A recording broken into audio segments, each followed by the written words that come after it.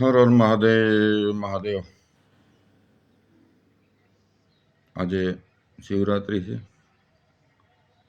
બધાને હર હર મહાદેવ. આજે શિવરાત્રિ માથે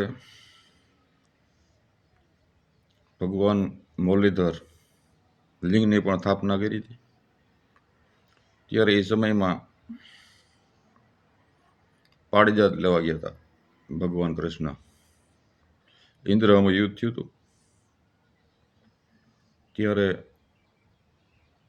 રાત પડી ગઈ. ત્યારે ભગવાન કૃષ્ણને એમ થયું કે શિવરાત્રિ છે, આજ તો મહાદેવને ભજવાનો ટાણો છે. એટલે ત્યાં શિવલિંગની સ્થાપના કરી. તો ભગવાન કૃષ્ણએ પૂજા કરી હતી ભગવાન શિવની. તો આજે એવો દેવનો દેવ મહાદેવ એની આજ શિવરાત્રિ છે. એટલે આજ ભગવાન ભોળાનાથને ભજવાનું હોય. તો મને એમ થઈ ગયું કે મારા મિત્રો છે એને બધાને હર હર મહાદેવ કહી.